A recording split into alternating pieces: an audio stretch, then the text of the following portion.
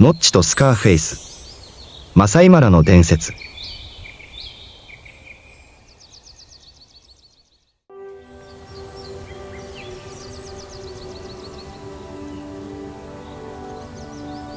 マサイマラの地平線にまだ夜明けが訪れていた時、深い轟音が静寂を破った。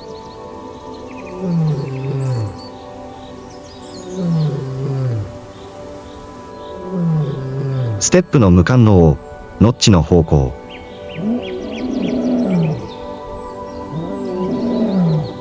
伝説のオスライオン。スカーフェイス、モラニ、シキオ、ハンターといった後の野生の象徴の父。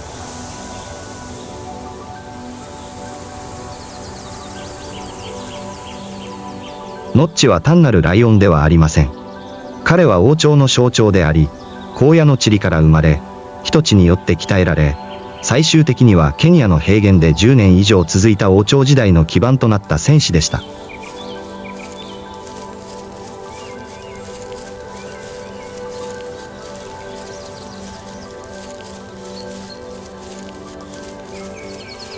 ノッチがいつ生まれたのか正確には誰も知らないが、最初に記録されたのは、マラ・トライアングル周辺をさまよい、大きな群れから頻繁に追い払われていた若いオスライオンだった。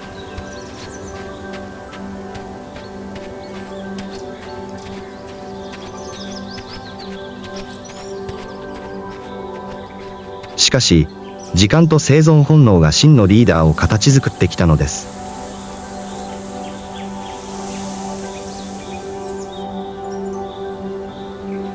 ペアでのみ絆を結ぶ他の多くのオスライオンとは異なり、ノッチは驚くべきことに自分の子ライオンと同盟を結んだが、これは野生では珍しいことだ。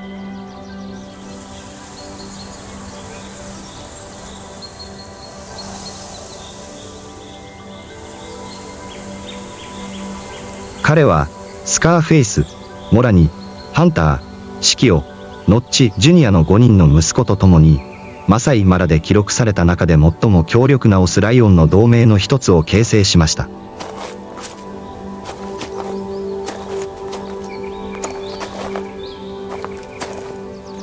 この同盟はかつてマーシュ・プライドを含む広大な領土を支配していました。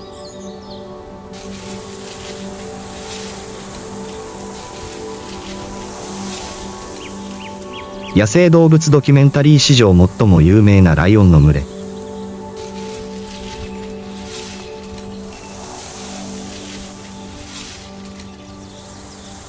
彼らの支配は10年以上続いたが、権力が数回の歓喜しか続かないことが多かった世界では、ほとんど考えられないことだった。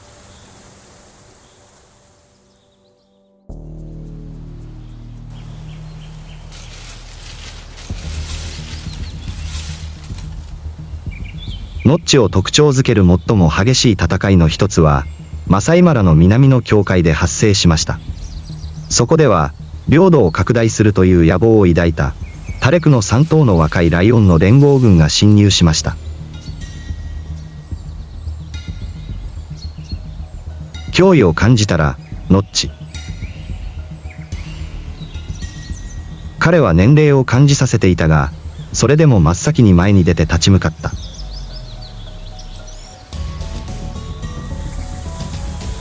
彼は2人の息子と共に、灼熱の太陽の下で何時間も続いたお呪いに参加した。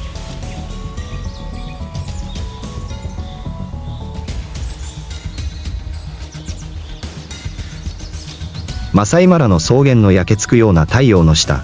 激しい風が草を引き裂き、砂塵が舞い上がります。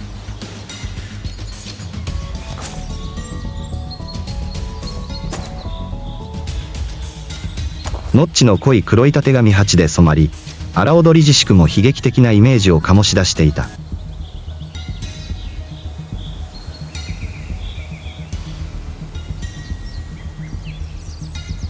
それは単なる戦いではなく、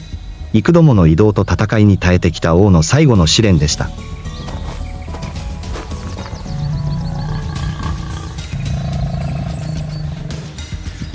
多くの命を奪ってきた正確な噛みつきと歯を持つノッチは、3匹の侵入者のうち1匹を素早く倒した。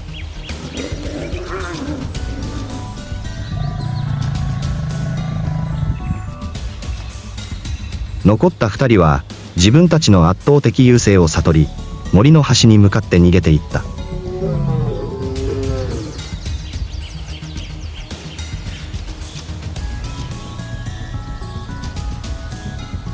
その瞬間は単なる暴力のイメージではなく、経験、伝統、尊敬によって生きる戦士という存在の精神の生きた証でした。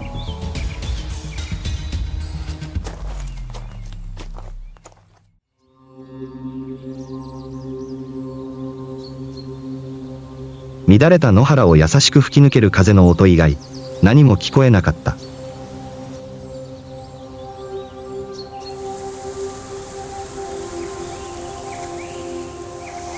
ノッチは戦場の真ん中で静かに立ち、息を荒くしていた。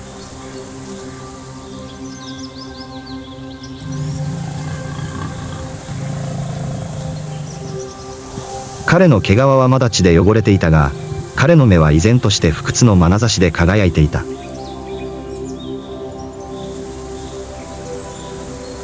それは単なる勝利ではなく、時間と知性、そして人類への忠誠心によって築かれた力は征服できないという静かな宣言だった。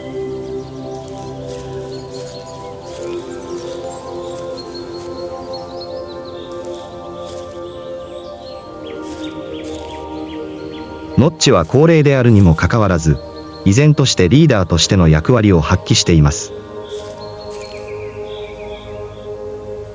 彼は領土を保持しただけでなく、経験と遺伝が遺産として結びつく生物学的秩序も保存しました。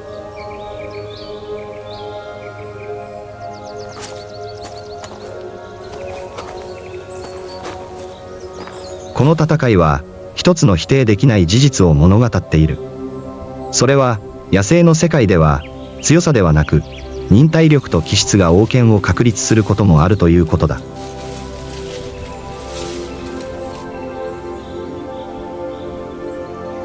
ノッチは生まれながらの戦略家です。彼自身は老年になってもめったに戦場に出ることはなかったが、彼の子供たちが代わりに戦場に出ていた。彼はその匂い、方向、存在感を目に見えない盾として使い、長年にわたって優位を維持してきました。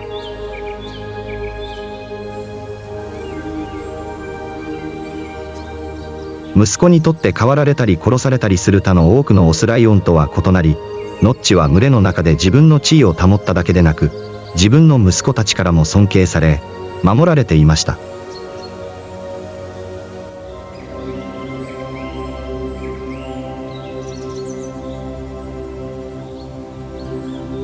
巨大な体、濃いブロンドと茶色の濃いたてがみ、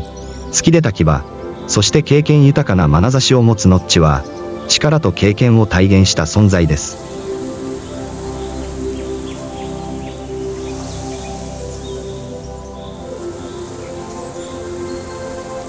彼は高齢にもかかわらず、特に侵入者から群れを守るときには、信じられないほどの勇敢さを見せます。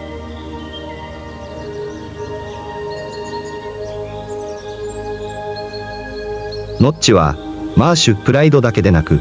マラ・ノースやタレク地域の様々なプライドでも、数十頭のライオンの子の父親になったと考えられています。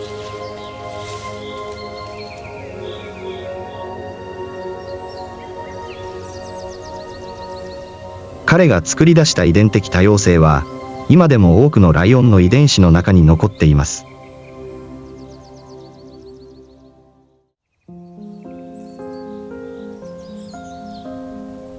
ノッチは年老いて戦闘から退き、ほとんどの時間を木陰で休んで過ごすようになった。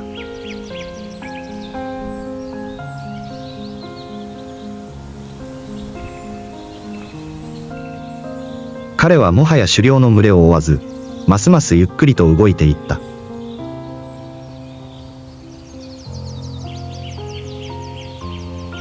かつて観察者たちは、ノッチが栄光の日々を振り返るかのように目を半分閉じて何時間もタレク川の岸に横たわっている様子を記録したことがある。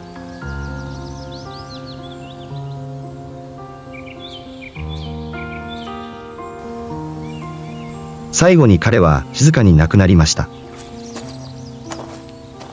最後の戦いはなく、決定的な一撃もありません。ノッチは真の王として荒野で息を引き取った。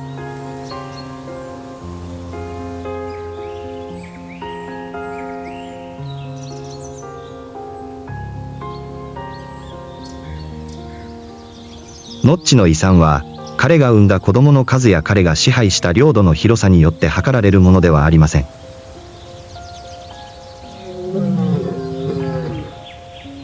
これらはスカーフェイス王朝の誕生のきっかけとなった最初の足跡であり、その後の多くの世代のマサイマラライオンの種であり、野生における世襲王権という概念を生き生きと表現したものだ。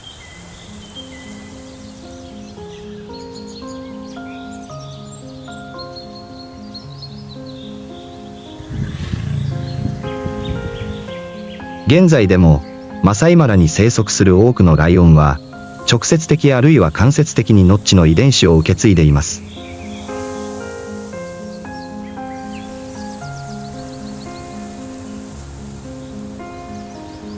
しかし、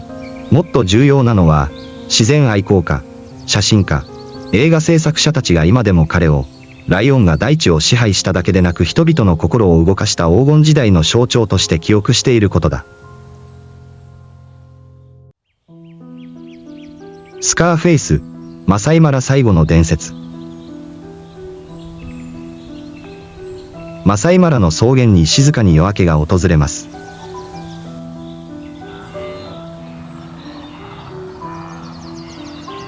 早朝の光が草原を金色に染め、霧を透過して草を汲むアンテロープの背中の上を軽やかに滑りました。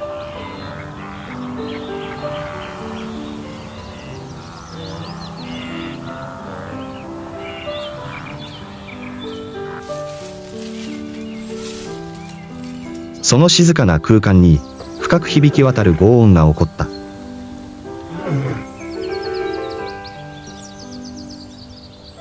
間違いはなかった。それは有名な傷跡を持つライオン、スカーフェイスの咆哮だった。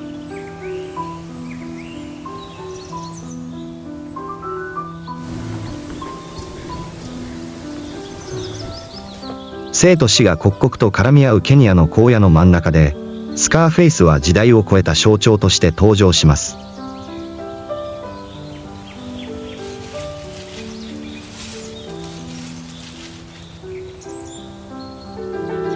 2007年生まれの彼は、マサイマラの伝説の酋長ノッチの息子です。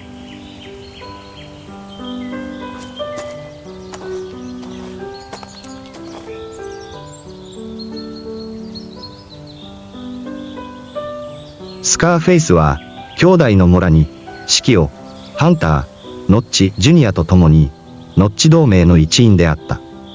ノッチ同盟は、完全に血縁関係にある珍しいオスライオンの同盟の一つであり、マサイマラにかつて存在したライオンの群れの中で最も強く、最も団結力のある群れの一つとして知られている。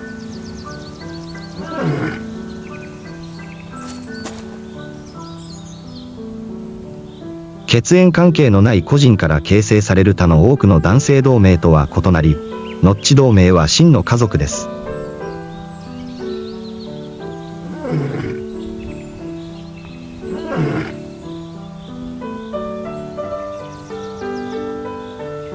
父と息子は肩を並べておののい、領土を巡回し、メスライオンを守り、何世代にもわたって血統を伝えています。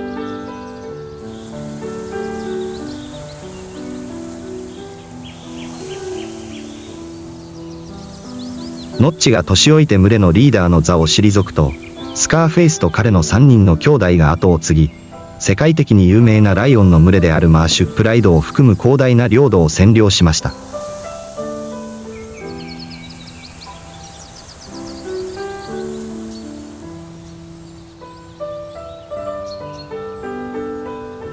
スカーフェイスは稀ながらの王ではない。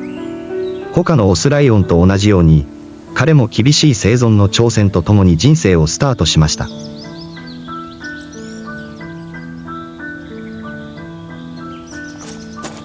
しかし、スカーフェイスはすぐに兄弟たちと共に優れた本能と並外れた強さを発揮しました。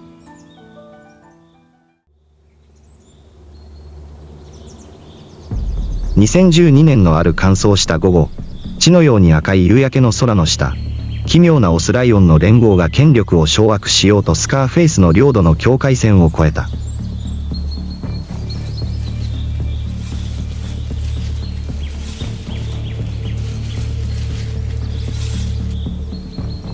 その轟音は雷のようだった。草が揺れる。空気は譲るのように緊張していた。そして、土ぼこりの中で戦いが始まった。稲妻の打撃。爪が空間を切り裂く。決定的な瞬間、敵の引っかき傷がスカーフェイスの右目を引き裂いた。彼の顔から血が流れ落ちた。しかし、それは引き下がらなかった。スカーフェイスは雄たけびを上げ、猛烈に反撃した。相手は倒れた。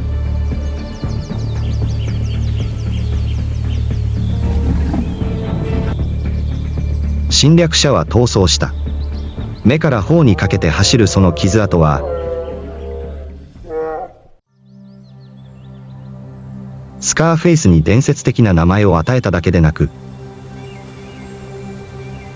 不屈の強さの象徴にもなった。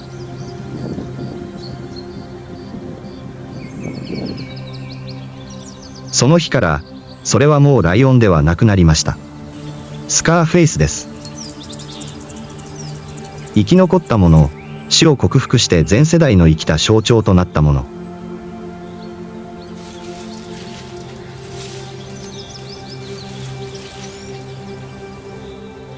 その後ほぼ10年間、スカーフェイスとその同盟は、野生のライオンの世界では滅多に見られない最大400平方キロメートルの領土を支配しました。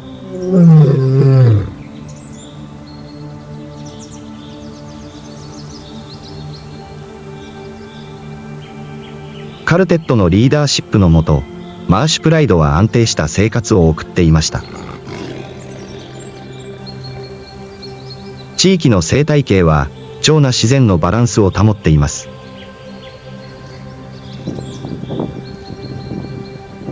スカーフェイスは単なる戦士ではない。彼は群れの守護者であり、何世代にもわたるライオンの子たちの父親です。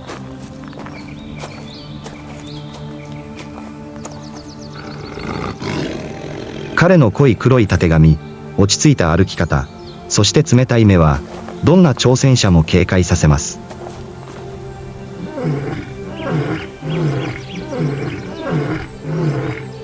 スカーフェイス王朝の下で生まれた子孫は、強さ、適応力、遺伝的安定性といった優勢な血と遺伝子を受け継いでいます。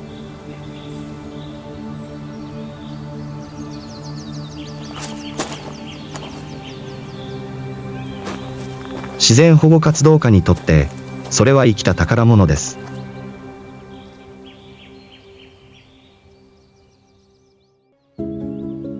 しかし、時間は統治者を許さない。2020年までに、スカーフェイスは痩せて動きが鈍くなり、片目はほとんど見えなくなり、体は古い傷と新しい傷で覆われていました。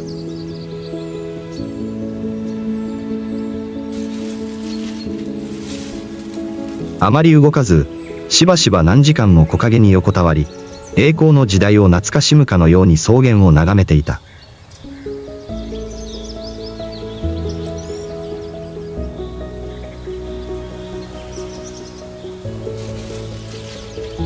同盟は崩壊したが、スカーフェイスは防御も投げ出されることもなく孤独な戦士として生き残った。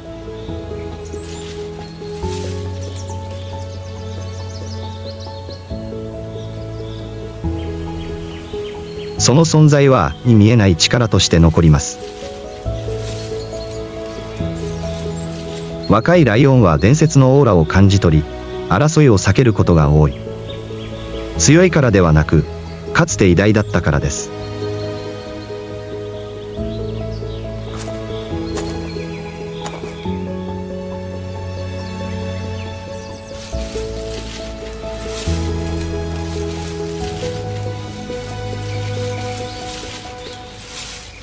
2021年6月11日、スカーフェイスは安らかに亡くなりました。傷はありません。敵はいない。かつて彼らの王国であった草原へと出て行きました。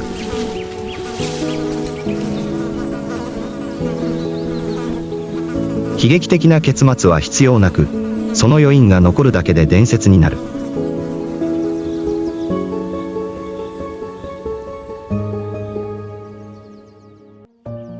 スカーフェイスは次の世代に血統を残すだけではない。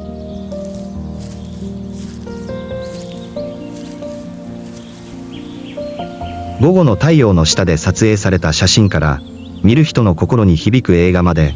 鮮やかな視覚的遺産を残します。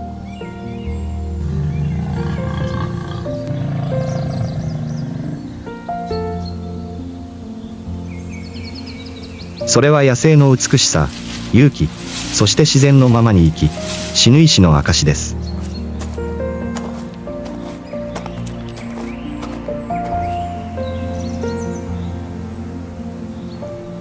そして何よりも、スカーフェイスは、傷を負ったライオンでさえも地球の歴史の一部を担っている野生の世界に対する人類の責任を力強く思い起こさせる作品である。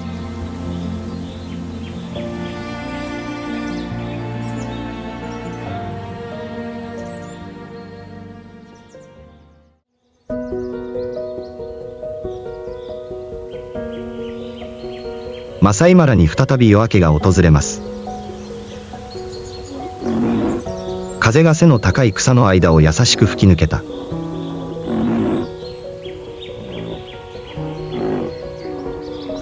アンテロープの群れは広大な平原を移動しました。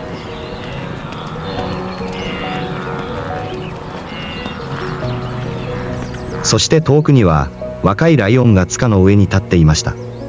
その目はまるで古代の王の影を探しているかのように遠くを見つめていました。